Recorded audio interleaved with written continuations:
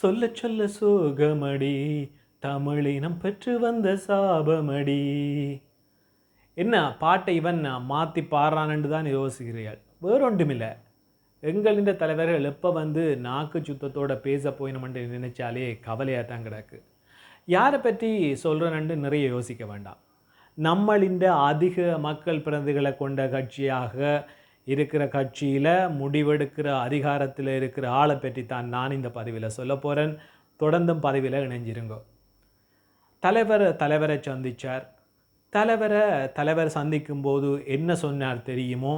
ஜனநாயகத்தையும் மனித உரிமைகளையும் மதிக்க வேண்டும் என்று தலைவர் சொன்னார்ண்டு ஒரே தலைவர் புராணமாக தான் இருக்குது அந்த ஆளின் பேச்சுக்கள். என்னடா என்று நான் அதிர்ந்தே போனேன். என்னத்துக்கு நீ அதிர்ச்சி அடைகிற, இதில் என்ன இருக்குது என்று தான் கேட்க வாரிகள். வேறொன்றுமில்லை, எப்போ இவருக்கு தலைவரானார் என்று தான் எனக்கு ஒரே அதிர்ச்சி. இவ்வளவு காலமும் நான் வன்முறைக்கு எதிரானவன், அவர் செய்தது வன்முறை தான், அதில் எனக்கு உடன்பாடில்லை என்று கூவி திரிஞ்ச இந்த மேதாவிக்கு இப்போ வன்முறையாளன் எப்படி தலைவரானார் என்று தான் எனக்கு வந்து ஒரே அதிர்ச்சி. இப்போ நாங்கள் எங்களோட தொப்புக்கொடி உறவாக இருக்கிற அயலில் இருக்கிற பாரத தேசத்துலேயும் வந்து ஒரு ஆயுத வழி போராட்டம் முன்னெடுக்கப்பட்டது, உங்களுக்கு தெரிஞ்சிருக்கும். அதாவது வந்து வெள்ளையின ஆக்கிரமிப்பாளர்களுக்கு எதிராக சுபாஷ் சந்திர போஸ் வந்து ஆயுதம் தாங்கித்தான் போராட்டத்தை முன்னெடுத்தார். அந்த சுபாஷ் சந்திர போஸை வந்து பாரத தேசம் நேதாஜி சுபாஷ் சந்திர போஸ் என்று சொல்லி கொண்டாடைக்குள்ள இங்கே சிங்கள ஆக்கிரமிப்பாளர்களுக்கு எதிராக ஆயுதம் தூக்கின நம்மால் வந்து இவருக்கு வன்முறையாளர். இது என்ன டிசைன் என்று தான் எனக்கு தெரியலை. சரி, நீங்கள் அஹிம்சை வழி நின்று போராடும் வீராதி வீரன் சூராதி சூரன் என்று தம்பட்டம் அடிக்கிறீங்கள் தானே. நீங்கள் சொல்லுற அளவுக்கு நீங்கள் என்ன செஞ்சீங்கள்? அந்த வழக்கில் வாதாடினன், இந்த வழக்கில் வாதாடினன் என்று சொல்லுவியல். தமிழ் இனமாக வாழும் மக்களுக்கு வந்து என்ன செஞ்சீங்க? அதான் இங்கே கேள்வி. கடைசியில் நெடுங்கணியில் நடத்தின இந்த கியூலோயா திட்டத்துக்கு எதிரான போராட்டத்துக்கு நானும் போயிருந்தேன். நான் 10 மணிக்கு போராட்டம் என்று அறிவிச்சிருந்தவியல். நானும் கிட்டத்தட்ட 9:30 மட்டில் அந்த இடத்துக்கு போயிட்டேன். ஒரு காக்கா கூட இல்லை. சரியாக 10 மணிக்கு வெள்ளை வேட்டியோட அவர் வந்து இறங்குறார். பிறகு வந்து அந்த இடத்துல கொஞ்ச நேரம் கூடி கோஷம் போட்டுச்சினம். பிறகு நெடுங்கணி சந்திலிருந்து ஒரு 500 மீட்டர் நடைபயணம்.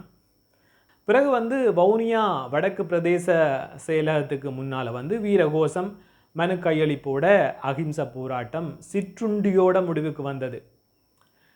இதெல்லாத்தையும் பார்த்தபோது அந்த கட்சியை ரத்தம் சிந்தி வளர்த்த SJV செல்வநாயகம் சொர்க்கத்தில் இருந்து இரத்த கண்ணீர் தான் வடிச்சிருப்பார் என்று நான் நினைக்கிறேன். நம்மடால் சொல்கிறது போல அஹிம்சை வழியில் போராடினோம் என்று அவர் சொல்லும்போது SJV செல்வநாயகம் சிந்திய இரத்த கண்ணீர் தான் எனக்கு நினைவுக்கு வருது. வரலாறு முக்கியம் அமைச்சரே. சிங்கள அரசும் காடையர்களும் வந்து தந்தை செல்வாவுக்கு எதிராக நடத்திய தாக்குதல்கள் பற்றி நான் இந்த பதிவில் சொல்லாட்டிக்கு பொருத்தமாக இருக்காது. 1956ஆம் ஆண்டு கொண்டு வரப்பட்ட தனிச்சிங்கள சட்டத்துக்கு எதிராக தந்தை செல்வா தலைமையில் கொழும்பின் காலி முகத்திடல அமைதியான முறையில் சத்தியாகிரக போராட்டம் ஒன்று நடத்தப்படுது. அப்போது இலங்கையின் பிரதமராக இருந்தவர் SWRD பண்டாரநாயக்க, முன்னாள் ஜனாதிபதி சந்திரிகா பண்டாரநாயக்க என்ற தந்தை. அந்த பிரதமரின் ஆட்சி காலத்தில் வந்து சிங்கள காடையர்கள் திரண்டு வந்து சத்தியாகிரகத்தில் ஈடுபட்டிருந்த தந்தை செல்வா உள்ளிட்ட போராட்டக்காரர்கள் மீது கொடூரமான தாக்குதல்களை நடத்தியிருந்தார்கள். போராட்டக்காரர்கள் மீது கற்கள் வீசப்பட்டன. சிலர் வந்து அருகில் இருக்கிற பேரே வாவிக்குள்ள தூக்கி வீசப்பட்டனர்.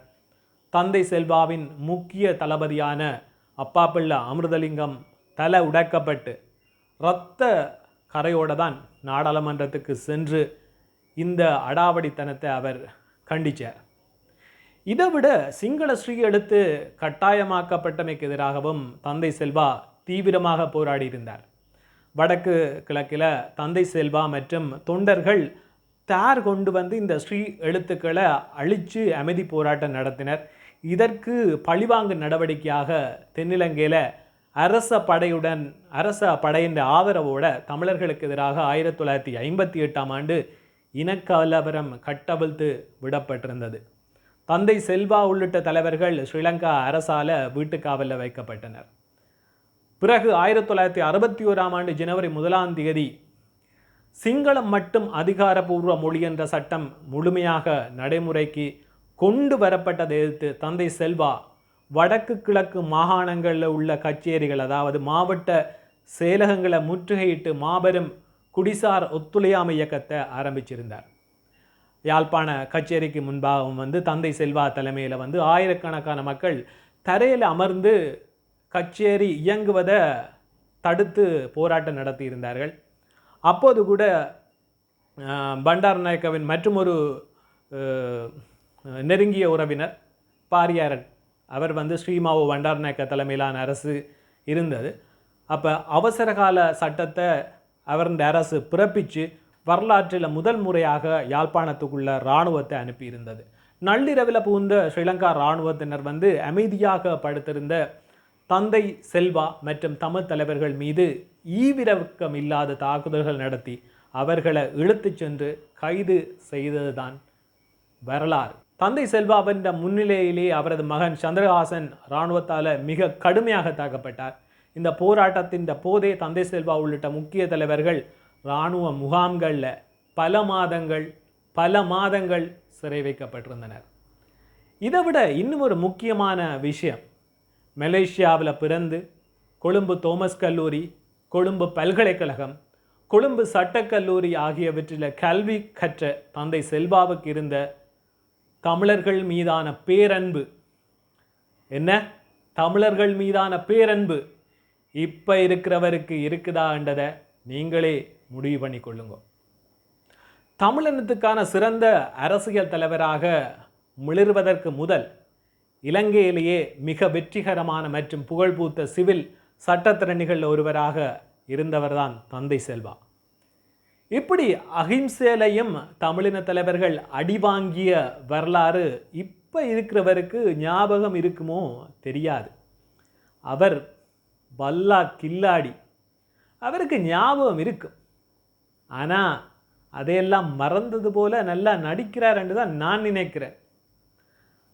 அப்படி மறதி வருத்தம் இருந்தால் நீதிமன்றத்தில் எதிராளிகளை கதிகலங்க செய்யலாதானே, திறமையான ஆள்தான்.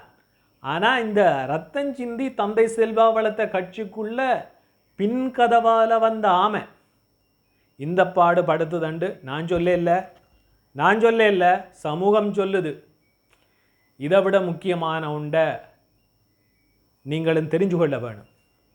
என்ன செய்தாலும் வன்முறையாளன் தான். அவர் ஆயுதம் தூக்கினதை நான் ஏற்றுக்கொள்ள மாட்டேன். வன்முறையாளனாக ஏற்றுக்கொள்ள முடியாதவர்கள் தன்னை ஆதரிக்க தேவையில்லை என்ற அவருடைய சினிமா வசனங்கள் எல்லாம் வேறு மாதிரி. நம்ம அயல் நாட்டில் தமிழ் மாநிலத்தில் இருக்கிற நடிகர் விஜயை இவர் மிஞ்சிருவார் போல தான் கிடக்கு. தமிழ்நாட்டின் கடந்த சட்டசபை தேர்தலில் திமுகவுக்கு சொம்பு தூக்கும் போதே இந்த ஆளை பற்றி தமிழ் மக்கள் தெரிஞ்சிருக்க வேணும். கடந்த 2009ஆம் ஆண்டு தமிழர்களுக்கு எதிராக சிங்கள பேரினவாத அரசு இனப்படுகொலை யுத்தத்தை நடத்துகிற போது அதை நிறுத்தக்கூடிய ஒரு ஆற்றல் ஆளுமை அங்கு அயல் நாட்டில், அதாவது இந்தியா பாரத தேசத்தில் இருக்கிற அரசுக்கு இருந்தது. அப்போது காங்கிரஸ் ஆட்சியில் இருந்தது. அந்த காங்கிரஸ் ஆட்சியில் நீடிக்கிறேன்டா திமுக ஆதரவு வேணும். அப்போ அந்த ஆதரவு தளர்த்தப்படும் பட்சத்தில் அரசு கவலும் நிலை இருக்கேக்கில்ல. இதை தனக்கு சாதகமாக்கி அமைச்சு பதவிகளை பெற்றுக்கொண்ட கருணாநிதியின் திமுகவுக்கு தான் கடந்த சட்டமன்ற தேர்தலில் இவர் முட்டு கொடுத்தார். பிறகு முட்டு கொடுத்த பதவியும் அழிச்சு விட்டார் தனது முகநூல் பக்கத்தில் இருந்து. அப்போ இப்படி இருக்கேக்கில்ல இங்கே இன்னொரு விஷயத்தையும் நான் சொல்லணும். இது நான் நேரடியாக தொடர்பட்ட விஷயம்.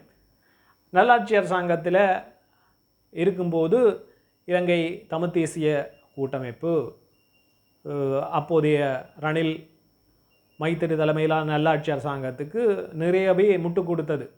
அதாவது தமிழர்களின் இனப்பிரச்சனைக்கு இந்த அரசாங்கம் ஒரு தீர்வை பெற்றுத்தரும். அதாவது இன்றுமே இணைய முடியாமல் இருந்த கட்சிகள் 2 கட்சிகள் ஒன்றிணைந்து விட்டார்கள், எங்கட மக்களுக்கு இவர்கள் தீர்வை தந்து விடுவார்கள் என்று முட்டு நல்லா கொடுத்துச்சுனா. அந்த நேரத்தில் நம்மால் முக்கிய பொறுப்பில் தானே இருந்தார். அப்போ எனக்கும் அவரை ஒரு நேர்காணல் செய்ய வேணுமென்ற ஒரு ஆர்வம், ஆசை. அவர்கிட்ட போய் நேர்காணலில் கேள்விகள் கேட்டுக்கொண்டு இருக்கைகளில் கடைசியில் ஒரு கேள்வி கேட்டேன். அதாவது போர்க்குற்றங்களுக்கு பொறுப்பாக இருக்கக்கூடியவர் என்று கருதப்படும் அல்லது முக்கியமான நபர் சரத் பொன்சேகா அப்போது அமைச்சராக இருக்கிறார். இப்படியான ஒரு அமைச்சர் பதவியில் இருக்கிற அரசாங்கத்துக்கு நீங்கள் ஆதரவு கொடுக்கும்போது இப்படி யுத்த குற்றங்களுக்கான நீதியை நீங்கள் பெறுவீங்கள் என்ற ஒரு கேள்வியை கேட்டேன். அப்போ இறுதியில் இந்த பக்கம் வரக்கூடாது என்று அடிக்காத குறையா என்ன அந்தால் துரத்தி விட்டார் பாருங்களேன். இப்போ என்னடாண்டா கொஞ்ச நாளைக்கு முதல்ல தலைவர் புகழ் பாட ஆரம்பித்த மற்றும் ஒரு ஆள் நம்மளோட ஹக்கீம் நானாவோட இப்போ புதிய கூட்டணியா இல்லைங்குதா, நம்மளோட ஆக்களோட கூட்டணி போட்டு சமஷ்டி தீர்வையும் காணாமல் ஆக்கப்பட்டவர்கள பிரச்சனைக்கு தீர்வையும் ஆக்கிரமிப்பு காணிகள் பிரச்சனைக்கு தீர்வையும் அரசியல் கைதிகளையும் விடுவிச்சு எல்லா பிரச்சனையும் தீர்த்தாச்சு. இப்போ புதிய கூட்டணி சரியாக போச்சு. கிழக்கில் முதலமைச்சர் பதவியை விட்டு கொடுத்து நிறைய சாதித்த நம்மால் இப்போ புதிய கூட்டணியில் எல்லா பிரச்சனைக்கும் தீவாளிகளை தீர்வை பெற்று தரப்போகிறாருன்னு தான் தமிழ்ச்சனை நம்பணுமா? இப்படி எல்லாம் யோசித்து கொண்டு இருக்க தான் இந்த பாட்டு எனக்கு ஞாபகம் வந்தது. சொல்ல சொல்ல சோகமடி தமிழினம் பெற்று வந்த சாபமடி, கரிகாலனம் இல்லாம நாம் காயப்பட்ட இனமானோம். சுயநலம் களைந்து தூர நோக்கோட சிந்திப்போம், இனமாக ஒன்றிணைவோம் என கூறிக்கொண்டு மற்றும் ஒரு பதிவில் சந்திக்கும் நான் வன்னிமைந்தன் கிருபா.